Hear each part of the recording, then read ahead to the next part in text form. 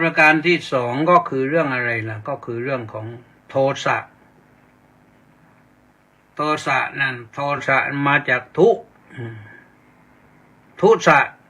เป็นโทสะทุก็แปลว่าไม่ดีอยู่แล้วแปลว่าชั่วอยู่แล้วทุชั่วยากเพราะโทสะนี่มันอาการเป็นองค์ธรรมอย่างหนึ่งมันเกิดขึ้นในจิตใจคนที่ไม่ควบคุมใจหรือควบคุมใจไม่ได้เกิดขัดอกขัดใจอะไรก็เกิดโทสะอาจจะพูดหยาบคายออกมาหรือจะแสดงกิริยาทางกายทางวาจาทางมือทางเท้าปึ้งปังเก็บยันโยนทิ้งจับโน้นโยนทิ้งฟาดเปรี้ยงปร้างคนโทสะนะคนโทสะพระพุทธเจ้าให้แผ่เมตตาเยอะๆนะใครที่รู้ตัวว่ามีโทสะอารมณ์ร้ายนี่ใช้เมตตาเยอะๆเมตตาธรรมคำจุนโลกนี่โลโกปัฏฐัมภิกาเมตตาเนี่ยพระพุทธเจ้าให้ใช้เมตตาแผ่ไปซ้ายขวาหน้าหลังบนล่างแผ่ไปครั้งที่หนึ่งที่สองที่สามแผ่ไปให้มนุษย์มนุษย์พวกสัตว์ดิเรกชันพวกสัตว์นรกเปรตอสุรกายดิเรกชันแผ่ไปให้เทวดาชั้นจาตุมมหาราชดาวดึงยามานุสิตนิมานารดีปรนิมมิตวสวัสดีให้ไปให้หมดเลยให้จิตใจเราเบาว่างให้ตัวโทสะมันสงบลงถ้าทำเป็นประจำแล้วโทสะจะค่อยๆพ่ายแพ้ไปแต่คนที่ไม่ควบคุมอารมณ์ตรงนี้เมตตามันก็เกิดขึ้นยากนะเมตตาเนี่ยผู้มีความมีน้ำใจเยื่อใยไมตรีมีความเป็นมิตรเมตตามิตรไมตรีรากศัพท์เดียวกันเป็นรากศัพท์เดียวกันก็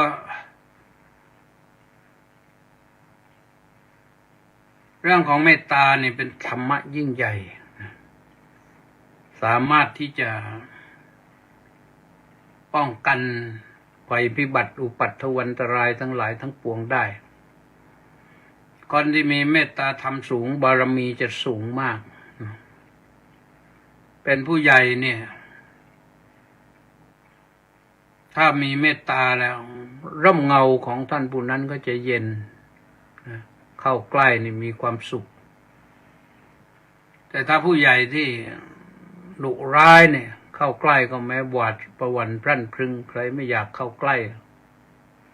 ถ้าเข้าใกล้ก็จำเป็นต้องเข้าใกล้แล้วก็ไม่ได้ความจริงอะไรจากผู้ใต้อำนาจหรอกนะผู้ใต้บังคับบัญชาใต้อำนาจนะเขาไม่กล้าเปิดเผยหรอกถึงจะข่มขู่อย่างไรก็เขาไม่กล้าเปิดเผยหมดหรอก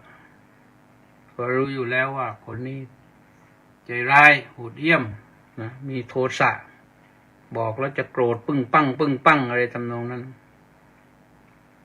อันตรายเพราะฉะนั้นแผ่เมตตาเยอะๆเมตตาจะเป็นข้าศึกของโทสะเป็นศัตรูของโทสะเป็นคู่รักคู่แค้นกับโทสะถ้าเมตตาครองใจอยู่โทสะจะเกิดขึ้นไม่ได้ถ้าโทสะระเบิดตุ้มขึ้นมาเมตตาก็จะหายไปแล้วก็จะเกิดเหตุร้ายขึ้นแต่ถ้าเมตตาระเบิดตุ้มขึ้นมาโทสะหายไปนี่จะเกิดเหตุดีที่น่าปรารถนาน่าพอใจเรียกว่าเกิดความสุขขึ้นแหละนะส่วนอีกข้อหนึ่งโมหะราคะโทสะโมหะนี่มาจากมุหะ แปลว่าหลงแปลว่าหลงทิศหลงทางหลงได้หมดอะหลงถูกเป็นผิดหลงผิดเป็นถูกไปหลงนรกกลับไม่ถูกติดนรกอยู่นานๆน่ะเพราะว่าเกิดมาเป็นมนุษย์โอกาสที่จะได้สร้างบุญกุศลไม่ได้สร้างโอกาสมีแต่ไม่ได้สร้างเมาเสียบ้างประมาทเสียบ้างก็เลยไม่ได้คิดถึงว่าชีวิตเรามันอยู่ได้สักเท่าไหร่น้อคนเราตายจะเยอะเพราะหลงตัวเองหลงเมาเลยประมาท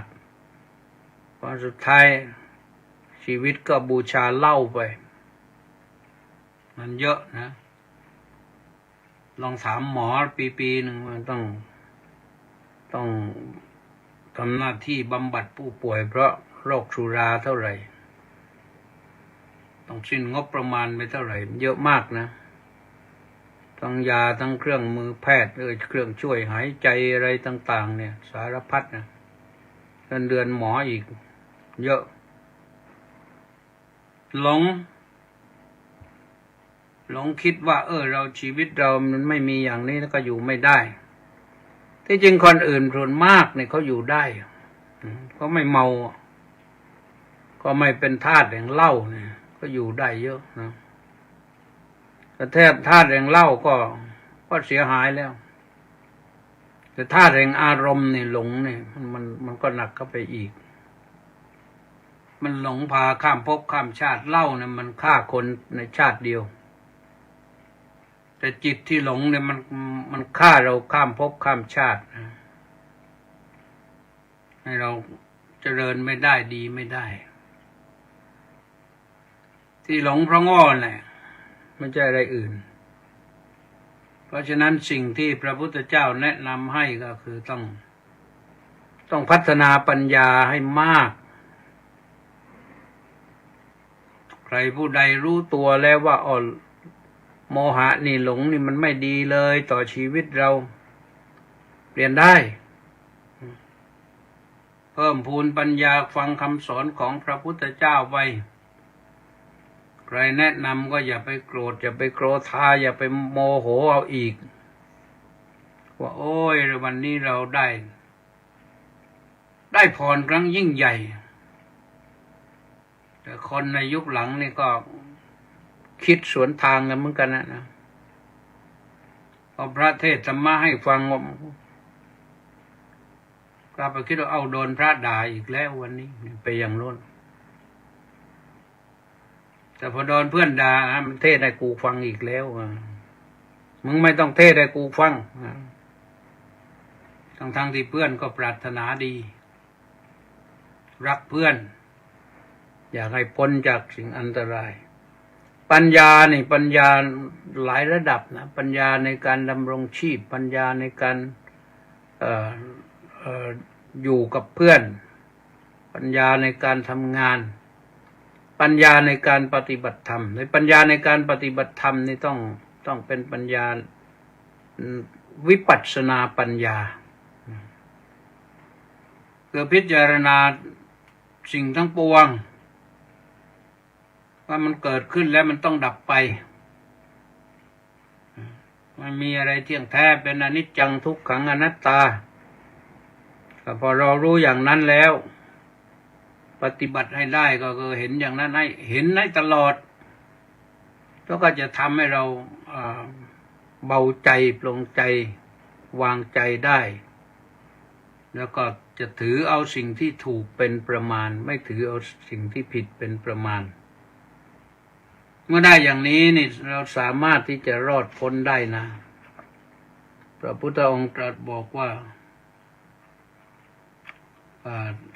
ข้างต้น3อย่างคือราคะโทสะโมหะต้องละอสุภะความไม่สวยไม่งามเมตตาความมีใจดีรักเพื่อนรักสัตว์โลกแล้วก็ ปัญญา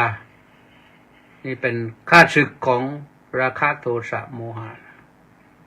เป็นผู้ที่จะมาแก้มาปราบราคะโทสะโมหะให้เบาบางลงได้ถึงแม้มันไม่หมดก็ให้เบาบางลงชีวิตเราก็จะได้สดชื่นสดใสสุขสบายได้เห็นโลกตามความเป็นจริงมากขึ้นอันนี้สำคัญนะส่วนอีกสูตรหนึ่งก็อยากจะว่าในวันนี้เหมือนกันก็เรื่องทุจริตสูตรที่ว่าโดยเรื่องทุจริตและสุจริตกายทุจริตวจีทุจริตมโนทุจริตแล้วก็ฟังกันแล้วฟังกันอีกนี่แหละคือประพฤติชั่วทางกายประพฤติชั่วทางวาจาประพฤติชั่วทางใจทำผิดพูดผิดคิดผิดนั่นเรียกว่าชั่วส่วนว่าตรงข้ามกันก็คือกายสุจริตวจีสุจริตมโนสุจริตความประพฤติดีทางกายความประพฤติดีทางวาจาความประพฤติดีทางใจเนื้อหายาวนะแต่สรุปมาได้อย่างนี้ในพระสูตรนี้ก็ว่าโดยเรื่อง6อย่างนี้ทุจริต3สุจริต3อยากให้ชีวิตสดใสเป็นชีวิตที่ดีก็ต้องประพฤติฝ่ายสุจริต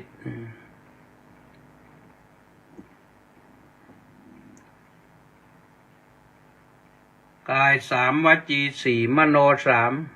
3เป็นสุจริตดีสุแปลว่าดีทุแปลว่าชั่วฉะนั้นเราก็ต้องดูในส่วนนี้นะเราสำรวจตัวเองได้นะหลักธรรมคำสอนของพระพุทธเจ้านั้นเป็นเรื่องที่ทรงแนะนำให้ว่าให้เราสำรวจตรวจสอบตนเองพัฒนาตนเองไม่ต้องให้ใครมาว่ากล่าวแต่คนอื่นนั้นพูดให้ฟังพระพุทธองค์เองก็พูดให้ฟังถ้าอุบาสกอุบาสิกาไม่ปฏิบัติตามพระโสดาบันพระสกทาคามีพระอนาคามีพระอรหันต์ก็คงไม่เกิดขึ้นพระอริยสาวกของพระพุทธเจ้านั้นไม่เกิดขึ้นแต่ที่เกิดขึ้นเพราะท่านเหล่านั้นฟังแล้วท่านปฏิบัติตามที่พระพุทธองค์ทรงแนะนำพร่ำสอนก็ทำให้ได้เนื้อนาบุญของโลกมาโดยเรื่องง่ายๆเป็นเหมือนกับหญ้าปักคอกแต่ว่าทำได้หรือเปล่าหญ้าปักคอกก็ถ้ากินได้ก็มันมีดีเหมือนกันนะพระพุทธเจ้าให้ละฝ่ายทุจริตแล้วก็ให้ประพฤติฝ่ายสุจริต3อย่างนี้อย่างละ3นี้เป็นคู่ปรับกันจึงขอฝากท่านสาธุชนทั้งหลายไว้นี่คือข้อธรรมะวันนี้สรุปไว้เท่านี้สูตรที่1ก็คือเรื่องให้มีพิจารณาเห็นความไม่สวยไม่งามเพื่อละราคะให้มีจิตมีเมตตาเจริญเมตตาเยอะๆเพื่อละโทสะเจริญปัญญาเพื่อละโมหะต้องเอากันจริงๆนะส่วนสูตรที่2ก็ว่าเรื่องทุจริตกับสุจริตก็แค่นั้นไม่ต้องว่ากันไปลึกถ้าว่ากันอภิธรรมก็อยู่ได้หลายวันนะอยู่ตรงนี้นะเพราะฉะนั้นก็ขอฝากไว้สำหรับข้อธรรมะวันนี้เท่านี้ท้ายรายการก็จะปรารภสักหน่อยหนึ่งว่าเดือนหน้านี่มีอะไรหลายอย่างพรุ่งนี้นี่อาตมาภาพเองก็มี ว่าท่านเจ้าคณะกรุงเทพมหานครนัดประชุมที่วัดบวรนิเวศวิหารก็ต้องไปนะท่านนัดมาก็ต้องไปส่งหนังสือมาเรียบร้อยพักบ่ายก็คงจะว่ากันยาวๆเหมือนกัน27ก็มีกิจกรรมหลายเรื่อง28 29 30นั่นไปถึงวันที่30นั่นแหละแล้วก็วันที่1ต่อก็มีอีกนะพรุ่งนี้ภาคเช้าก็มีภาคบ่ายก็มีภาคเช้าฉลองศรัทธาญาติโยม2กิจกรรมก็ภาคบ่ายก็ฉลองศรัทธาพระเถระก็ไปร่วมประชุมเพราะนั้นพระคุณเจ้าทั้งหลายที่เป็นผู้ช่วยเจ้าอาวาสพระอารามหลวงหรือไม่พระอารามหลวงก็แล้วแต่พรุ่งนี้เจ้าคณะกรุงเทพมหานครฝ่ายธรรมยุทธวัดบวรนิเวศวิหารนิมนต์ไปประชุมนะครับไปถึงโน้นเย็นๆก็จะมีรายการสื่อรายการตระเวนคนตระเวนธรรมอีกแล้วก็จบกิจกรรมวันพรุ่งนี้นี่มี5กิจกรรมสุดท้ายก็คือมานั่งพบปะกับญาติโยมในข้อธรรมะรายการนี้แหละนะเอาละก็วันที่2นะวันที่2เป็นวันศาสตร์ไทยเป็นวันส่งตายายวัดราชาธิวาสวิหารก็มีกิจกรรมเชิญชวนไปร่วมกันไปช็อปด้วยไปชมแล้วก็ช็อปแล้ว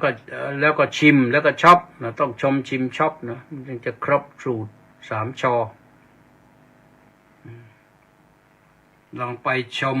แล้วก็ชิมมีอะไรชิมได้ก็ชิมแล้วพอใจก็ช็อปนะนี่วันนี้ก็ยังไม่นั่นแต่ว่าพร้อมและปกติก็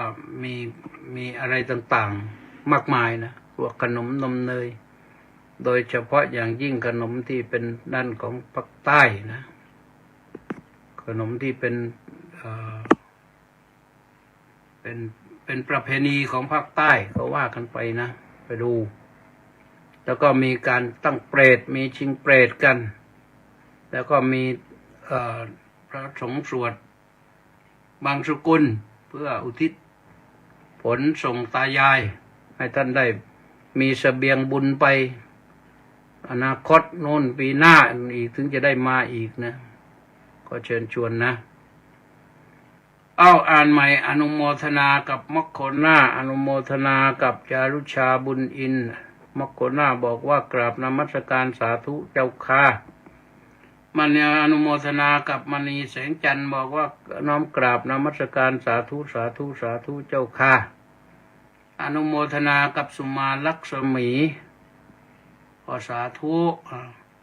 อนุโมทนากับท่านพระครูอดุลธรรมสารเจ้าคณะจังหวัดสุโขทัยธรรมยุทธบอกว่าน้อมกราบถวายความเคารพพระเดชพระคุณครับพร้อมสาธุนะแล้วก็สุเทพสุวีรางกูลท่านรองศาสตราจารย์ด็อกเตอร์ฟังธรรมะประจำสาธุสาธุสาธุว่างั้นสาธุสุพรรณีวันดีสาธุสาธุสาธุมาสุมาลักษมีบอกว่าน้อมกราบเจ้าค่ะสาธุ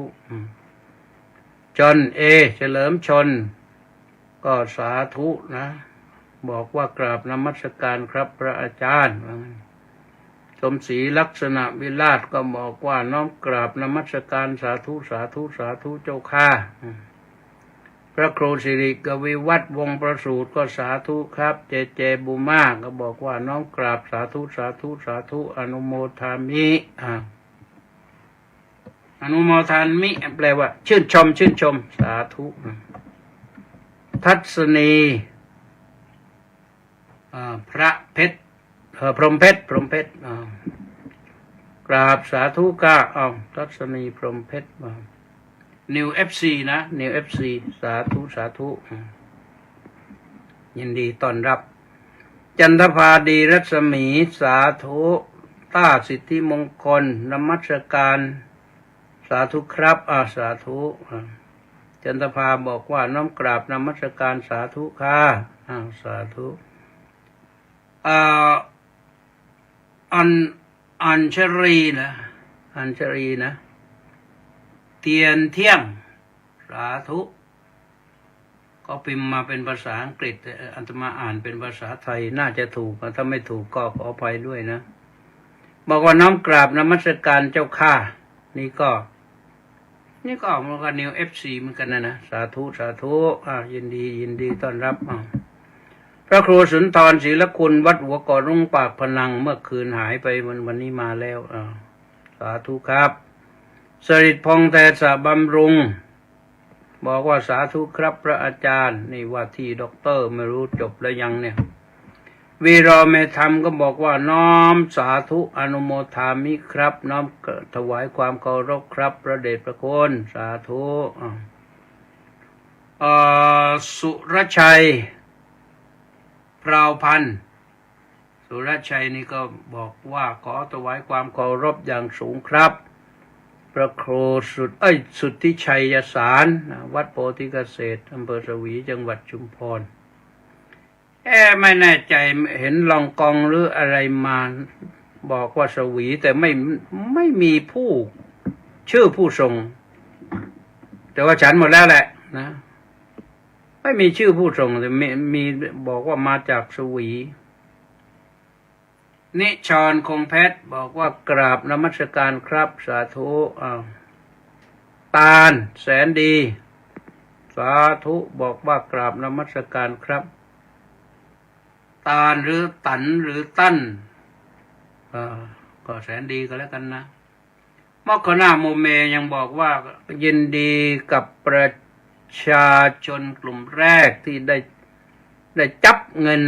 10,000ด้วยจริงๆเจ้าค่ะก็ยินดีกับทุกท่านแหละนะประชุมสุขสำราญ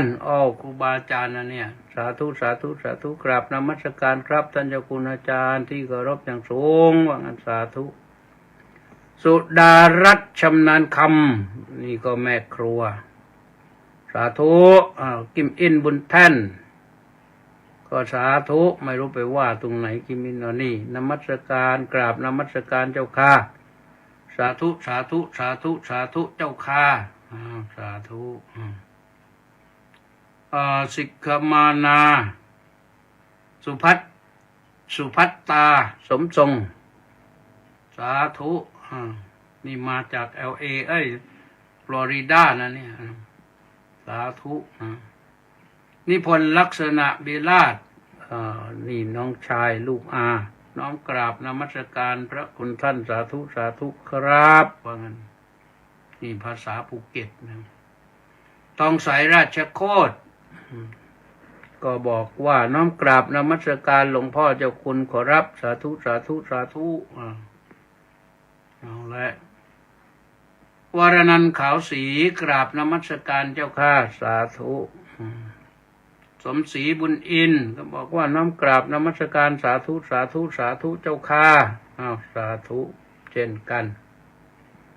วัดสุสันต์กำเนิดสาธุนี่เจ้าหน้าที่ใหญ่ในคณะกรรมการในสำนักงานคณะกรรมการกฤษฎีกาเนี่ยนะหนูปานลักษณะวิราชบอกน้อมกราบนมัสการสาธุเจ้าข้าสาธุแล้วก็สุดท้ายก็คือวิชัยสำราญพันธ์สาธุนี่มาถึงวิชัยสำราญพันธ์นะก็จบลงตรงนี้คือหมดผู้ที่คอมเมนต์มาก็ยังไม่มีคำถามเหมือนเดิมมีแต่สาธุทั้งนั้นแสดงว่าที่พูดไปนี่ดีที่สุดแล้วไม่มีช่องทางที่จะแก้ไขอะไรก็พยายามทุกครั้งนิยมบันทึกไว้ทั้งนั้นแหละเพื่อจะได้ถ้ามีติดขัดอะไรก็จะได้แก้ไขตัวเองนะยังมีเกลือเกียรติเก่งก็ตามมาข้างหลังไม่รู้ฟังมาตลอดหรือว่าเพิ่งมาเปิดฟังก็เอาละเดี๋ยวฟังตอนไหนก็แล้วแต่ถ้าเพิ่งเปิดฟังก็เดี๋ยวแชร์ไป จบแล้วก็แชร์ได้นะแชร์ไปให้พรรคพวกเพื่อนฝูงให้ธรรมะเป็นทานให้เขาฟังกันก็จะเป็นสิ่งที่ดีนะเราไม่ขาดทุนมีแต่กำไรอย่างเดียวนะทำอย่างอื่นใช้อย่างอื่นนั้นอาจจะขาดทุนแต่แชร์ธรรมะไปให้เพื่อนนี่ไม่ขาดทุนเลยมีแต่กำไรขออนุโมทนาสาธุกับทุกท่านตรงนี้ก็ยังมีเหมือนเดิมนะเล่ม22นี่ใกล้จะจบแล้วเรามารออีก2 วันนี่น่าจะจบในสัปดาห์นี้